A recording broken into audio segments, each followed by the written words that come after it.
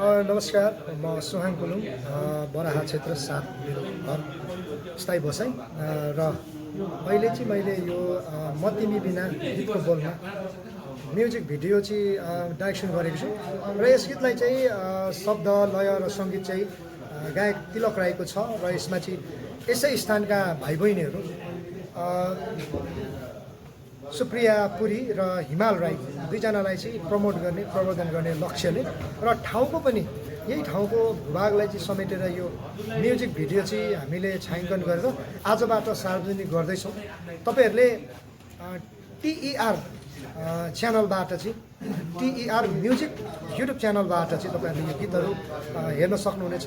तपाईँहरूले हेरिदिनु होला, यो गीतलाई माया गरिदिनु होला।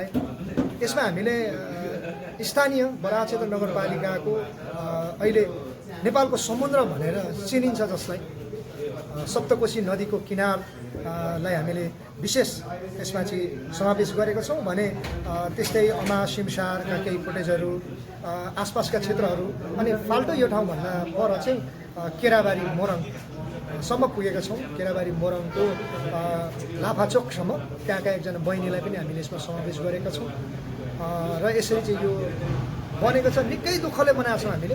मैले हजुरलाई यहाँ रोकेँ, हजुरले यो डाइरेक्सन गर्दै गर्दा कति कष्ट पाउनुभयो कि सहज कि कस्ता बाधा अवरोधहरू पनि खडा भयो होला नि त? के छ यो विषयमा जानकारी गराइदिनु। यो प्रश्नको लागि धेरै धन्यवाद दिन चाहन्छु। वास्तवमा हामीले यो हुँदा चाहिँ 5 मिनट 6 मिनटको म्युजिक भिडियो हेर्छौँ, निकै आनन्द आउँछ, सहज हुन्छ, तर सुटिङमा त्यति सहज हुँदैन। हामीले पनि यो सुटिङमा एउटा सानो घटना घटेको छ। कलाकार हिमाल राई चाहिँ सुटिङको क्रममा चाहिँ थोरै लडेर चाहिँ उसको खुट्टा मर्केको छ। त्यो बेलामा केही समय हामीले कार्यक्रम सारेका थियौँ। त्यो तरिकाले हामीले यसलाई गरेछौँ। निकै दुःख थियो। अब जस्तो हामीले बाइकमा जानुपर्ने, एक त हामीसँग पर्याप्त साधन थिएन, त्यसमाथि पनि हामीले सानो लो बजेटमा बनाएको छौँ। किनभने यसमा चाहिँ गायक तिलक राई आफै पनि एउटा सानो व्यवसाय चलाउने व्यक्ति हुनुहुन्छ। उहाँले चाहिँ मोमो पसल खोलेर यो गीतलाई चाहिँ उहाँले यो गीत रेकर्ड गर्नुभएको थियो।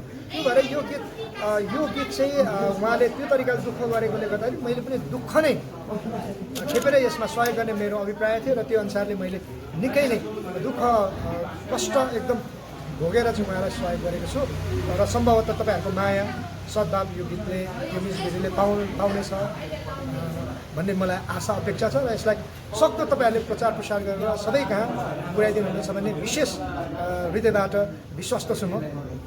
यो कथा यो कुन टाइपको कथा हो थोरै त्यसो खुलाइदिनु कि? यो कथा चाहिँ बिछट्टै एउटा अन्तर्जातीय विवाह, मतलब अन्तर्जातीय चाहिँ प्रेमी प्रेमिकाको कथा हो। यसमा अन्तर्जातीय कथामा चाहिँ हस्तक्षेप चाहिँ दाजुले गर्ने होइन, बहिनीलाई चाहिँ लगेर चाहिँ केटासँग नहिँड, त्यसलाई चाहिँ छुट्याएर चाहिँ कोठामा घरभित्र थुनेर चाहिँ राखिदिने। त्यो भएपछि त्यो कुराले चाहिँ केटा चाहिँ निकै विक्षिप्त, प्रेमी चाहिँ विक्षिप्त बन्ने अनि निकै लगभग सेन्सलेस जस्तो हुने तरिकाको छ यो कथा।